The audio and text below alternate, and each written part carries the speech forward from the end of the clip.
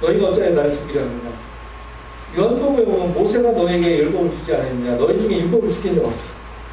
이 사람들은 율법 때문에 모든 걸 다 포기한 사람이라고 할 수 있는데 거기다가 너희 중에 율법을 지킨 적 없다 이렇게 선언해버리니까 충격이 엄청났겠죠. 너희가 어찌하여 나를 죽이려 하느냐. 이 말씀은 모든 유대인들에게 적용되는 것이 아니라 종교 지도자들에게 적용된다.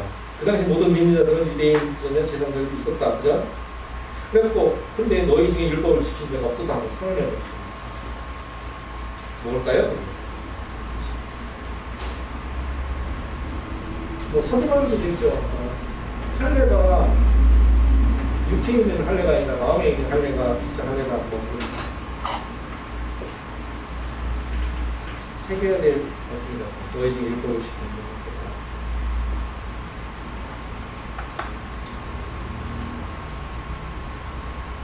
10번 유대인들이 바벨론 폴의 생활을 마친 후에 구약을 아람어로 번역한 탈붐에 의하면 창세기 4장의 가인이 아벨을 쳐 죽인 날이 니산 14일이었다고 기록하고 있다. 6월절이네요.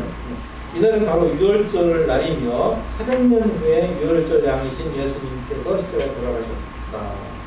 니산 14일.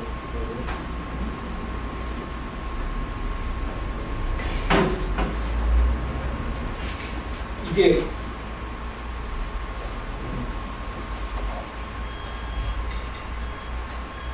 우연찮은 걸 아는 거예요. 그죠? 왜냐면은 유대인들이 탈붐을 만들 때 아람어로 번역한 모세오경 탈붐이 만들어질 때는 예시아를 몰랐고 그때는 뭐 몰랐고 그죠? 태어나면서 몰랐고 당연히 그런데 니산 14일이라고 딱 한 거는 6월절 이게 옳든 그르든 굉장히 의미심장한 것 같습니다. 2번 아벨이 죽임을 당한 후에 그의 피가 하나님께 호소하였다. 그죠? 창세기 4장은 가라사대 내가 무엇을 하였느냐? 내 아우의 핏소리가 땅에서부터 내게 호소하느니라. 아벨의 피가 뭐를 호소하냐면 아까도 말씀드렸으면 계시록에 있는 것처럼 피는 정의를 호소하고 있는 거죠. 그죠? 아벨의 피는 정의를 호소하고 있는데 여기에서 보면 이 피가 복수로 사용된다고 합니다.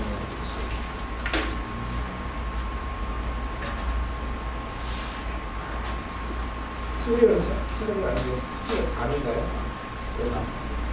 모든 새들이 근데 그 아벨뿐만 아니라 모든 새의 정의를 나타내는 거죠. 믿음으로 아벨은 가인보다 더 나은 제사를 드림으로 의로운 자가 천국을 얻었습니다. 하나님이 그 예물되어 증거하십니다. 저가 죽어서나 그 이름에서 오히려 말합니다. 그래서 아벨이 죽은 가인에게 심판을 가져왔다. 창세기 4장에는 땅이 그 입을 물려 내 손으로부터 내 아의 표를 받았으니 즉 내가 땅에서 저주를 받으니 내가 받더라도 땅이 다시는 그 효력을 내게 주지 아니할 것이요 너는 땅에서 피하면 유리한 자가 됩니다. 그러므로 하나님의 지혜가 일렀을 때 내가 선지자와 사도들을 저에게 보내리니 그 중에서 너를 죽이면 또 핍박하리라 하였으니 창세 이후로 흘린 모든 선자의 피를 이 세대가 감당하되 곧 아벨의 피로부터 제단과 성전 사이에 죽임을 당한 사가랴의 피까지 아니라 내가 너에게 이르니 과연 이 세대가 감당하리라. 아벨의 피로부터 제사장과 그 피가 계속 나오죠. 아벨의 피로부터 사가랴의 피까지 그를 감당하리라. 그런데 감당합니다. 이번 보면 아벨의 피보다 더 나가면 예수님의 피 이번에 내가 설교를 들었는데 그 예수님이 부활하셨을 때 육체가 있었잖아요. 부활체가 있잖아요. 근데 거기는 내 살과 뼈 아니고 피가 없었잖아요. 다 쏟아부으셔갖고 그죠? 네. 그래서 우리도 피가 예수께서 받아보는데 부활체는 피가 없고 피는 생명이 있는데 이 땅에서 쏟아버리고 제사를 지내는 어떤 목적으로 쓰는 건가요? 어떻든 간에 예수님의 피는 이 땅에서 계셨을 때 이 땅에 다 쏟아버렸습니다. 그게 저 하늘 성소에다 뿌린 거라고 하기도 하고 어쨌든 이 땅에서 다 쏟아가셨죠. 부활체 보면 살과 뼈밖에 없죠. 누가 보면 나올 거라서 정확히 모르는데 뭐라고 지정하면 내 영이 아니라는, 영은 살과 뼈가 없죠. 나는 영이 아니다. 그렇기 때문에 나는 부활체다. 그러니까 보통 말하는 귀신이 아니라 귀신 같은 영이 아니라는 거죠. 살과 뼈가 있고, 피는 연도를 안 하신 거 다 쏟아져 같은 부분인데, 그래서 예수님의 피, 근데 아벨보다 더 낫게 말하는 예수님의 피가 이 땅에 다 쏟아진 거죠. 알겠습니다. 히브리서 12장 23절 하늘에 기록한 장자들의 총회와 교회와 만민의 심판자이신 하나님과 온전케 된 의인의 영들과 새 언약의 중보신 예수와 아벨의 피가 말하는 피입니다. 아벨의 피보다 더 낮게 말하는 예수님의 피의 뜻은 무엇입니까? 아벨은 정의를 물으시나 예수님의 피는 용서를 받다. 아벨은 정의를 물으시나 예수님의 피는 용서를 가져온다. 이게 문자적으로 그냥 직접 본 거죠. 예수님의 피는 용서를 가져온다. 죄를 씻기는 거죠. 그 영어로 말하면 클린즈. 클린즈라는 단어가 많이 쓰죠. 옷 빠를 때 쓰는. 그래서 용서를 가져오는 거예요. 정이라는 단어가요. 정의요? 네. 예. 의를 부르시는. 정이라는 단어가 히브리어로 그냥 미시파트거든요. 네. 그러니까 율법이라는 뜻도 미시파트고 재판이라는 뜻도 미시파트고요. 정이라는 뜻도 의라는 뜻도 미시파트거든요. 그러니까 이 피가 왜 중요하냐면 피가 생명이라 생명에는 생명으로 대신하는 게 미시파트이기 때문에, 그러니까 왜냐면 미시파트는 저울로 됐을 때 한쪽으로 치우치면 안 되는 거거든요. 공정해야 되니까 이렇게 한 사람의 피가 흘려서 그 사람의 생명이 죽었다면 그 사람을 보상해 줄 수 있는 건 죽인 사람의 피도 흘려서 죽었을 때 이게 이제 공정해지는 거, 이럴 때 이걸 미시파트라고 하거든요. 그러니까 그런 차원에서 보면 이제 피는 당연히 피를 요구할 수밖에 없는 게 토라의 미시파트고요. 그래서 이제 생명에는 생명이고 눈에는 눈이고 이에는 이고 은혜에는 은혜이고. 저는 본질적으로 피를 갚아야 되는 건 굉장히 의미가 깊다고 생각합니다. 사람들은 이는 이이고 손을 하면 이거 손을 이거 하면 잘라야 된다 하고 부정적으로 보는데 피를 흘린 걸 반드시 피로 갚아야 되는 건 저도 굉장히 긍정적으로 보거든요. 그게 하나님께서 정하신 영적인 법칙 때문에 예수님께서 우리 모든 죄를 위해서 한 거죠, 피를. 그러니까 그 법칙을 그대로 받아들이는 거죠. 그래서 눈은 눈, 손은 손, 뭐 이렇게 하고 그 법칙에 우리는 이상하게 생각하는데 저는 거기에 대해서 굉장히 긍정적으로 보고 있습니다. 아기는 피를 흘렸으니까 거기에 대해 피를 갚아야 되는 거. 아기도 피를 흘리면 죽는 것이 미시파트거든요. 근데 이제 어떻게 간에 갚아야 되는 거예요. 예수와의 피가 악인에게 역사할 수는 없는 거잖아요. 예?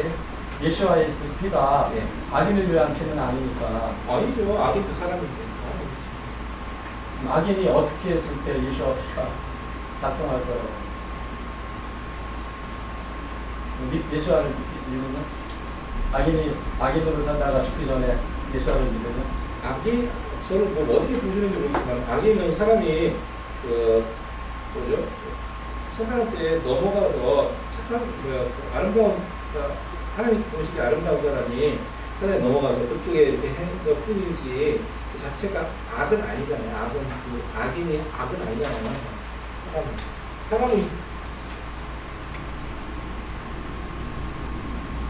사람인데 여기 죄가 들어오고, 죄가 악이 악이나요. 사람 자체는 미시파트는 피를 흘린 사람은 계속 하나님께 미시파트를 행하라고 요구를 하게 돼 있거든요. 내 피값에 대한 미시파트를 요구하기 때문에 그러니까 우리는 그 사람을 찾아가서 미시파트를 행해서 네가 날 죽였으니까 나도 널 죽여 이렇게 할 수 없으니까 하나님께 미시파트를 요구한다는 말이죠.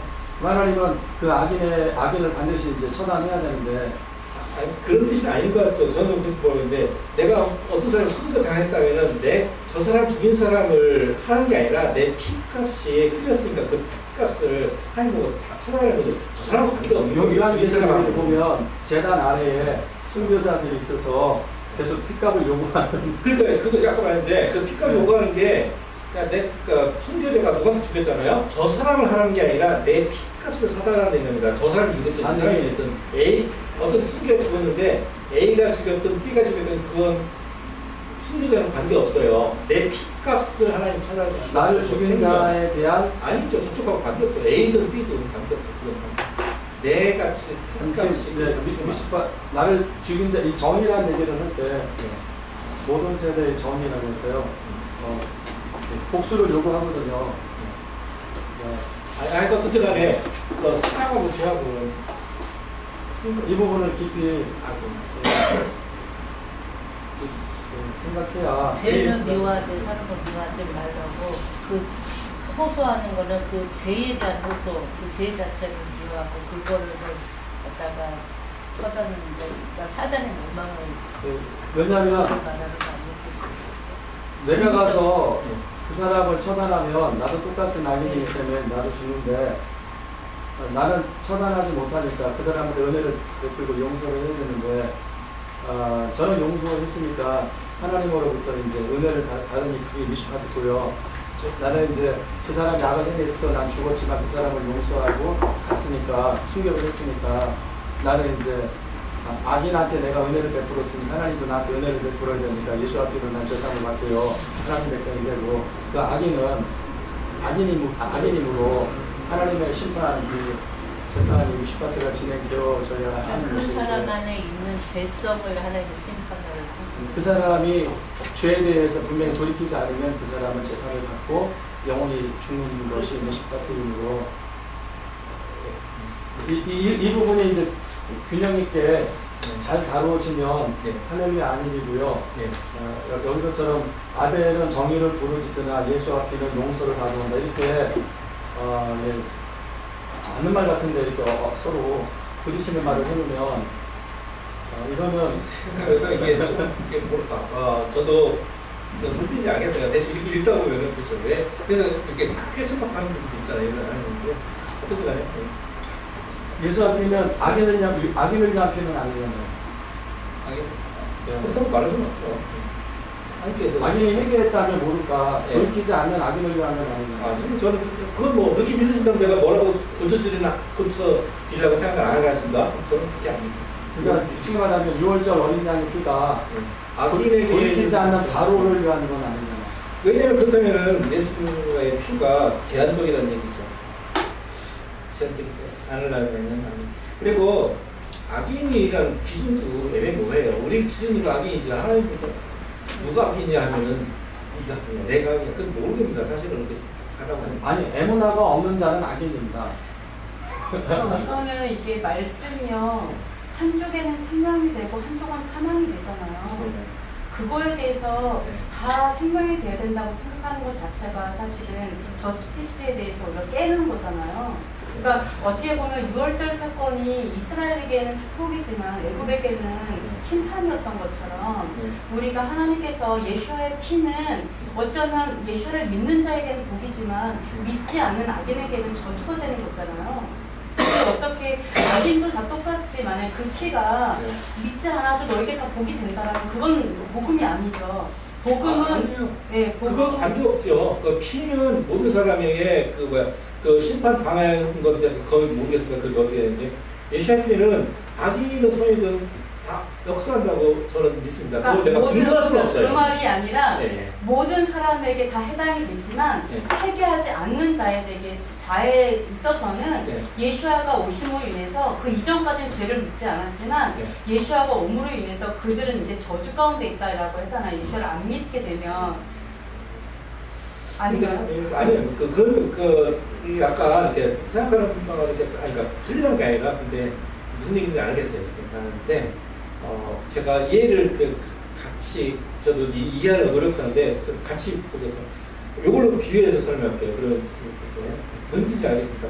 그 성령의 역사는 제한적이지 않아요, 그죠? 네, 우리가 말하는 바라는 걸 필요로 성령을 어디든지 세상 그죠? 하나님인데, 그런데 그 오순절 다락방이 자기 성전인지 모인 사람만 일어났어요. 그게 그렇죠? 네. 그러니까 장소에 제한적이 있었어요. 그죠? 무슨 뜻인지 알겠습니다. 그렇게 이해할게요. 성령은 어디가 다 역사합니다. 그렇지만은 그날 성령을 받은 사람은 그 자리에 있는 그 사람들밖에 하지 않았어요. 그죠? 마찬가지로 악인이라는 건 그런 뜻을 이해할게요. 피가 모든 걸 다 할 수 있지만은 피로 믿고 받아들인 사람은 그러니까 역사다 이거죠. 그거를 모든 사람들 다 정할 수 있는데 그 당시에 그렇게 할 때만 그렇게만 정리하고 나가죠. 근데 아까 뭔 말에서 오늘 한 잔 갖다 줬으면 좋겠다 했는데요. 정말 이렇게 요거 물이 왔어요. 이사야가요 하나님의 영을 미시파트의 영이라고 하더라고요. 네. 그러니까 진리라는 게 또 미시파트를 또 진리라고 또 토란에 계속 얘기하고 있어서 미시파트하고 에메트가 같이 쓰이더라고요. 그러니까 또 진리의 미시파트인데요. 또 이제 이게 또 진리의 영이 또 미시파트의 영이고 하니까 하나님의 영이라는 하나님이 미시파트의 하나님인데 하나님의 영도 미시파트의 영이고 또 진리는 미시파트고 그러니까 미시파트를 벗어나면 하나님의 영이 역사할 수 없겠구나 이렇게 토라를 보면 제한을 계속 해주니까 그래서 이제 요한복음으로 가면 요한복음 뭐 13, 14, 15 가면 진리의 영 계속 나오는데 그 진리의 영은 당연히 우리 마음대로 진리를 제한하는 게 아니라 그 진리는 예수와가 요한복음 17장에서도 하나님의 말씀은 진리입니다 이렇게 말하는 거 보면 미시파트가 진리구나 이렇게 판단할 수밖에 없었고요. 그러면 그 진리의 영은 우리가 미시파트 하나님의 미시파트 안에 거할 때 우리 안에 역사하겠다라고 이제 예전에는 막연히 저도 불러불러 많이 했는데 그래 안 하고 내가 진리 안에 있지 않고 진리 밖에 있으면 요한 3서처럼 바이오에게 너가 진리 안에 있어서 진리를 행한다는 말을 들어서 내가 참 기뻐한다고 말했던 사도 요한 고백처럼 그래서 네가 영원히 다 된 같이 범사가 자를 강건하기를 원한다 이렇게 말했던 진리 안에 거한다는 게 미시파트 안에 거하는 거구나. 그럴 때 진리의 영이 미시파트의 영이 우리 안에 있을 수 있겠다 이렇게 이제 생각을 했기 때문에 하나님의 영이 아무데나 구할 수 없을 수 있겠다라는 생각을 이제는 제가 원래 순복음 했잖아요. 순복음이 참 성령 강조잖아요. 그래서 지금은 조심스럽게 이제는 얘기를 하게 됐습니다. 그래서 계속 미시파트를 고민하고 또 계속 같이 나눠야 되고 그리고 나서 찾아가야 되지 않을까라고 해서 조심스럽게 계속 문제제기를 하고 있는 네, 맞나요? 미시파트라는 부분을 계속 주장을 하고 말씀을 하시는데 미시파트라는 부분을 우리의 관점에서 봤을 때 그러면 여호와께서 보라당을 다 죽이거든요. 그럼 우리 관점에서 그 미시파트를 적용을 한다면 그걸 모세에게 물어야 될까요? 아니면 여호와께 물어야 될까요? 그거에 대해서 예수와와 사도들은 아니 예수와 말고 그러니까 그 시점에서 이야기할 때 왜냐하면 우리가 토라를 봤을 때 이렇게 간결하게 있는 토라의 행간을 보지 못하고 있을 때 그래서 우리는 눈에는 눈이니까 눈을 빼는 걸로 생각하고 유대인들도 말씀에서 벗어나면 안식에서 벗어나면 죽였거든요. 근데 유대교적인 관점에서 해석하는 거 그것은 우리가 좀 자제를 해야 될 부분으로 저는 생각을 하고요. 미시파트에 대한 그 해석도 간결하게 지금 에무나도 말씀하시는데 그렇게 우리들의 관점에서 국한적으로 생각을 할 부분은 아니라 그 미시파트가 굉장히 넓은 영역에서 토라 전역에 걸쳐서 다 적용이 되고 이야기가 되어지는 부분으로 저는 이해를 하거든요. 그래서 그걸 그냥 어느 한 부분에 가지고 이야기를 한다 그러면 이건 계속 이야기가 헛도는 것밖에 되지 아닙니다. 예수와 계속 미시파트를 얘기하고 있기 때문에 예수와의 말씀을 계속 보면 미시파트는 제한되게 되어 있어요. 토라의 미시파트하고 예수와께서 말씀하신 두 가지 강령이 있었어요. 그 미시파트하고는 좀 구분할 필요가 있다라고 저는 생각합니다. 토라에 대한 해석을 예수아가 한 걸로 제한하면 진리에서 벗어나지 않을 수 있다고 저는 판단을 해요. 왜냐하면 미시파트를 유대인들처럼 하면 이렇게 중구난방으로 가는데 그거를 빛은 직선이기 때문에 직선으로 간 예수아가 딱 해석해주면 답이 딱 나오기 때문에 제대로 갈 수 있다고 저는 판단을 합니다. 예수아가 해석했던 미시파트라고 예수아떤 히브리적인 관점에서 보고 해석을 한 상태에서 후대가 이야기를 한 거기 때문에 그 이야기는 별 제가 볼 때는 설득력이 없는 것 같아요. 왜냐하면 예수아의 말씀은 예수아를 보내신 아버지의 것이기 때문에 예수아가 하신 말씀은 그냥 야훼 하나님의 말씀으로 받아들여도 별 문제가 없다고 생각하기 때문에 시편 네. 119편 151절에 보면 예. 여호와 주께서 가까이 계시오니 주의 모든 계명은 진리니라 해서 계명과 진리를 이꼬르로 시켰거든요. 근데 잘 아시다시피 요한복음 14장 6절에 보면은 예수님께서 뭐라 그래요? 내가 곧 길이요 진리요 생명이라고 말씀을 하시고 계시잖아요. 그러니까 저는 토라가 진리고 진리가 예수하고 다 이꼬르가 성립이 되니까 이 말씀 자체가 예수인 거고 진리인 거고 우리에게 생명을 가져다 주는 거기 금방 한 때문에 말도요. 이렇게 지금 예수아가 하신 말씀이 네. 내가 곧 길이요 진리요 생명 그것만 있으면 그렇게 받아들일 수 있는데 근데 다른 쪽에서도 보면은 예수와 자신이 진리고 생명이고 또 이 토라 자신이면 그렇게만 말씀하지 않는 말씀을 굉장히 하고 많습니다. 계시잖아요. 요한복음만 봐도 그러니까 예수아가 하신 말씀에 보면 하나님의 말씀이 영생이라고도 하시고 내가 생명이니까 영생이죠. 자기가 예수아가 알을 때 나는 하나님의 계명이 영원한 생명인 것을 알았다 네. 이렇게 말씀하세요. 그러니까 토라가 영원한 생명을 얻게 하는 것이고 예수님 자체가 그 영원한 결국은 생명을 가져다 예수아는 왜 진리가 되냐면요. 진리인 토라를 지킬 수 있도록 이끌어가는 분이시기 때문에 길이니까 그분이. 그래서 예수아를 통하지 않고는 예수로. 예수아를 통하지 않으면 토라를 지킬 수가 없기 때문에 그분이 진리고 길인 것입니다. 그렇죠. 예. 그런데 예수아 자체가 토라는 아닙니다. 말씀 자체시죠. 아닙니다. 아니 요한복음 1장 1절에 예, 제가 오늘 요한복음 1장 났습니다. 말씀하셨잖아요. 여기 요한복음 1장 났습니다. 요한복음 1장 났고요. 오늘 다시 가서 보세요. 18절까지 났으니까 번역 틀렸습니다. 개혁성경 거짓말입니다. 예수아는 거짓말이라고 하죠. 진짜 예수아는 토라 아닙니다. 토라 안에 있는 진리고 빛이십니다. 아까요. 그 토라 안에 있는 분이 아니라 토라 예수와는 자체시지 어떻게 사랑이라고 토라 안에 토라는 있는 예수와 야훼만 토라입니다. 말이 안 되지. 토라하고 예수와는 사랑을 얘기했고 토라는 뭐 이렇게 뭐 돌로 치고 막 그런 것 때문에 되게 상충되는 느낌을 좀 받을 수도 있지만 아까 요한 일서 얘기해서 소식이 뭐냐라고 얘기하셨잖아요. 근데 사랑을 얘기하면 그건 처음부터 들은 소식이다. 영어로는 메시지거든요. 그러니까 그러니까 사랑을 얘기하면 예수와께서 사랑을 얘기했는데 어떻게 보면 되게 뜬금없이 이제는 너무 이게 율법대로 하지 말고 이제 사랑으로 그걸 해석해라 이런 의미가 아니라 여기 요한일서에서 제가 이게 생각했던 건 그거였거든요. 모든 토라는 사랑으로 쓰여졌고 이미 처음부터 너희가 들어왔던 것이 사랑이다. 그러니까 새로운 것이 아니다 사실은. 그 얘기로 저는 들려줬어요. 그래서 요한 1서 23절을 보면 계속해서 너희가 처음부터 들은 얘기다. 너희가 처음부터 들은 명령이었었다. 아까 그 얘기는 사랑 얘기를 하면서 이 사랑에 대한 이야기는 처음부터 들은 것이다. 그게 토라를 만드시는 하나님의 기본 정신이 그 사랑이고 그 사랑에서 네. 우리에게 그 율법을 주신 건데 그걸 갖다가 유대인들이 해석함에 있어서 그 사랑이 저기자고 오직 지켜야 할 그 어떤 주의로 변질돼 버렸잖아요. 그러니까 본연의 하나님께서 언약을 맺으시면서 그 기초하신 생명의 말씀을 그 토라의 언약을 우리에게 허락하신 그거를 기억하고 그거를 아까 여기 그 복음에 저기 아까 지금 전도사님 말씀한 대로 그거를 말씀하는 예수님이 말씀하신 건데 처음부터 들은 소식 복음이 바로 그 하나님이 시내산에서 이스라엘 백성과 맺으면서 허락하셨던 그 토라의 말씀 그거를 갖다 너희들이 알지 않느냐 그 말씀인 거고 그 말씀을 주셨을 때 토라 주셨을 때 하나님은 이스라엘 백성들을 뭐 어떤 제한을 둬서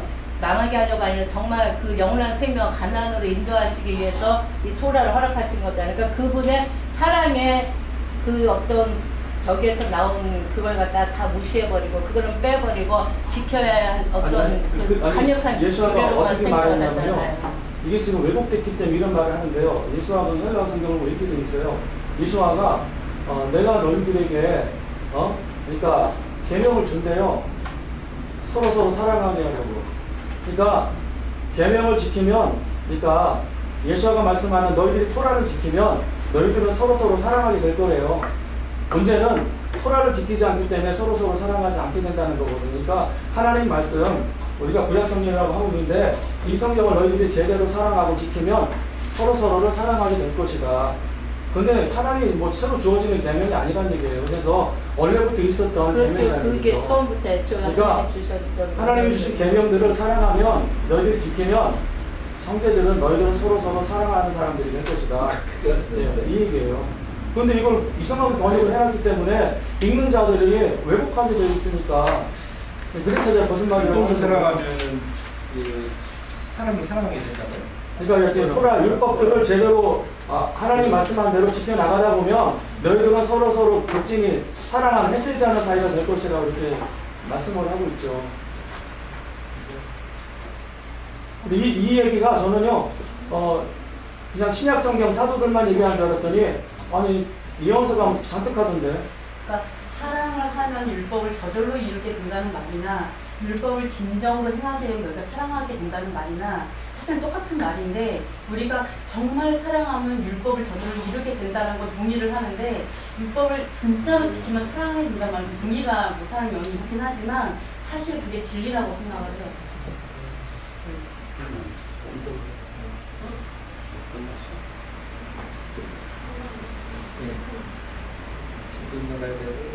거기서 하는데 예수님의 피라고 생각하셨는데 토라는 야훼 하나님의 토라고요. 예수와는 그 토라를 세우려 오신 하나님의 아들이세요. 예, 세우려 오신 우리가 토라를 지킬 수 있다. 토라 자신이지. 아니죠. 토라 자체는 하나님의 저는 야훼. 거기까지 가요.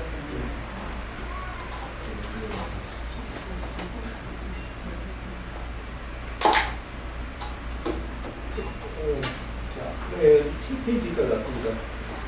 여기서 아벨인 정의, 중간에 보면 아벨인 정의를 부르시지만 예수님들은 용서를 가져온다.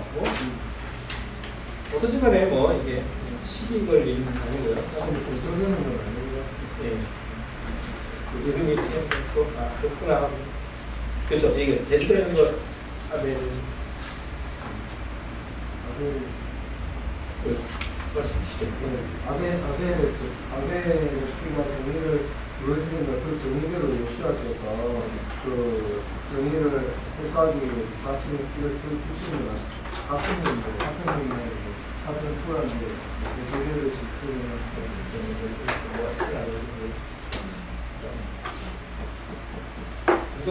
읽어보겠습니다. 누가 보면 예수께서 가라사대 때 아버지가 저희를 사여 주옵소서 자기 하는 일을 알지 못합니다. 시더라 저희가 그 옷을 나눠서 입고 있어요.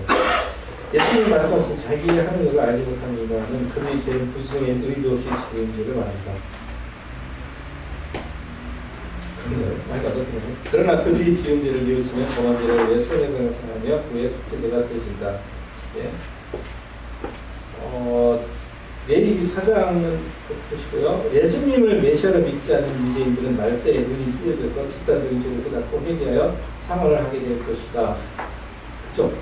그들이 갚아야 될 게 있겠죠. 그들의 속죄제는 우리들과 같이 윤이 연락됐다. 예수님의 피는 그를 믿는 자들에게 영생과 구원을 가져온다. 스가랴서 긴데요. 내가 다윗 집과 예루살렘 거민의 은총과 간구하는 심령을 보시니 그들이 그 찌른과 그를 바라보고 그를 위하여 애통하기를 곡절을 위하여 애통하듯 하며 그를 위하여 통곡하기를 장자를 위하여 통곡하듯 하리로다. 그날에 예루살렘에 큰 애통이 있으니 누구기 골짜기 하다 브림몬에 있던 애통과 같을 것이다.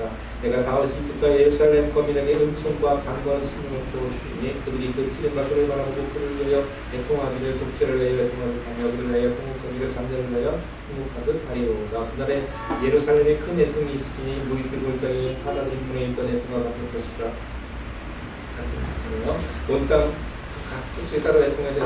다윗의 족속이 따로 하고 그 아내들이 따로 하며 나다리 족속들이 따로 하고 그 아내들이 따로 하며 레이의 족속이 따로 하고 그 아내들이 따로 하며 시므의 족속이 따로 하고 그 아내들이 따로 하며 모든 남은 족속도 같이 따로 하고 그 아내들이 따로 합니다.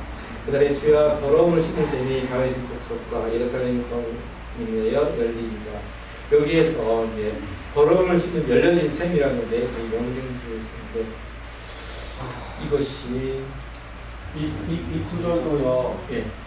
또 잘못된 게 있어요. 궁금한 것들이 지금 굉장히 많이 드러날 수밖에 없는 게 반복되는 게 은총과 강구하는 심령이라고 하잖아요. 은혜가 또 강조하죠. 은혜라는 단어가 쓰였을 것 같은 느낌이 들고요. 예. 은혜가 토라의 용어라는 것을 알 수 있겠죠. 그 다음에 강구하는 심령이라고 하는데 이 심령이 뭐 얘기할까요? 로아우? 심령은 왜 이렇게 번역을 했을까요? 번역자는 분명히 이거를 영이라고 안 하고 왜 심령이라고 했어요? 예, 이거 찾아볼 수도 있겠죠. 나중에 개인적으로 찾아보면 하고요. 그 심령 그냥 이렇게 마음이겠잖아요. 마음이면 레브?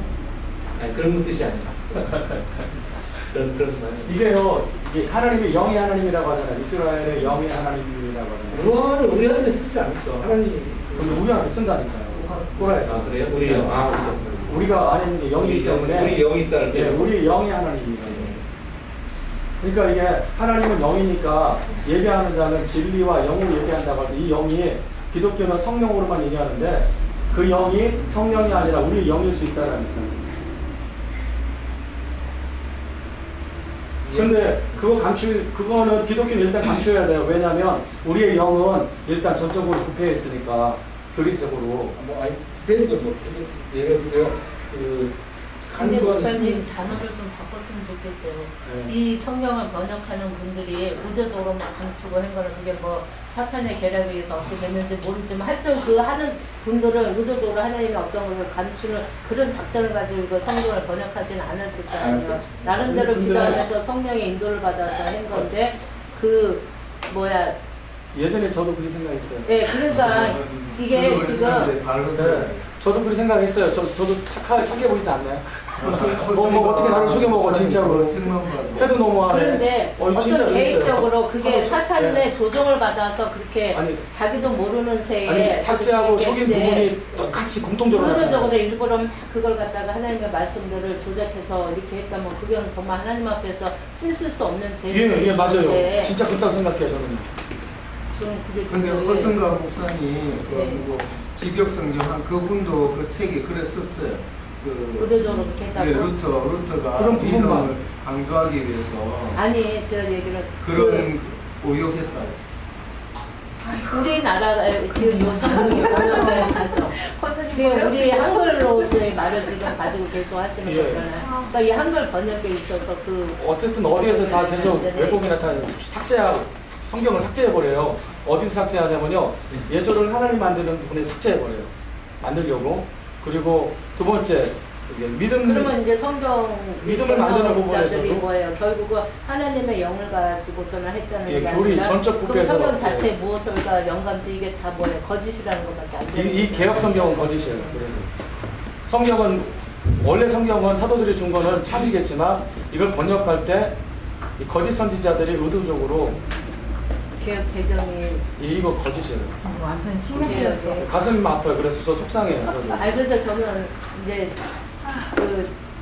이 히브리 이 원문 저기 하는 거를 사전 보면서 이제 한글로 이 번역된 것들이 실제는 이런 의도가 있고 나누면서 이제 하나하나 그냥 그 본질 속으로 들어가는 그게 이제 알아가는 거고 깨달아가면서 그 길을 찾아가고 있는데 좀 목사님 무슨 번역하는 저는요. 예. 헬라 성경은요. 아란 스테판 판이 하나 있고 알란 판. 저는 그냥 헬라 성경은요. 예. 다 보는데 니케투스 성경 그냥 그 바티칸이나 우리 모두 있는데 한거 보시고. 그 두 개 다 보는데요. 일단 저는 니케투스 15세기인가 나온 거 스테파노스가 그분이 있었는데 예. 스테파노스하고 알란 스테판하고 달라요. 예, 또 다른가요? 달라요. 알겠습니다. 네. 달라요. 하나님께서는요. 보시면 달라요. 말씀. 이게 다 조직적으로 그러니까 다 고려하셔서 5년까지 고려하셔서 아니 생각이 아니라 했어요 진짜. 책 자체 번역 자체가 예, 근데 또 끝난 겁니까? 내가 아직 제가 선언을 했는데 단식이 들어와갖고 얼른 들어와야 돼요.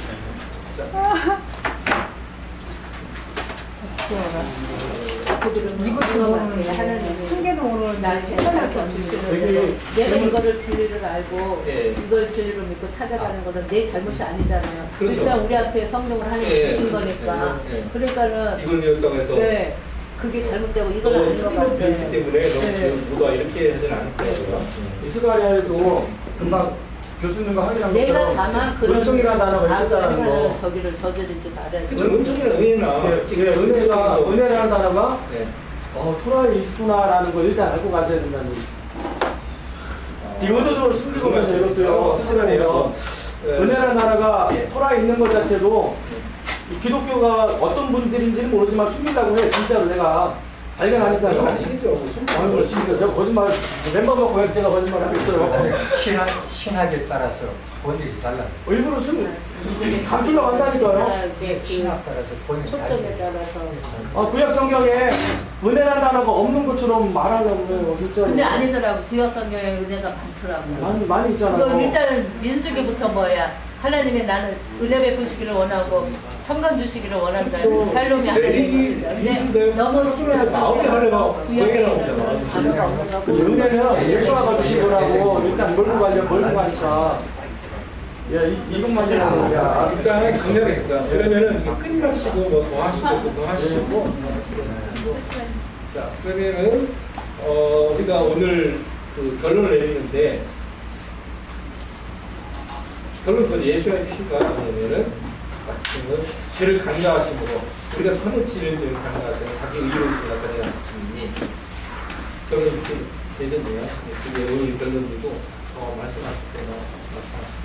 그래서 성경적인 오역 때문에 안 된다 그런 거에 대해서는 뭐 어차피 자기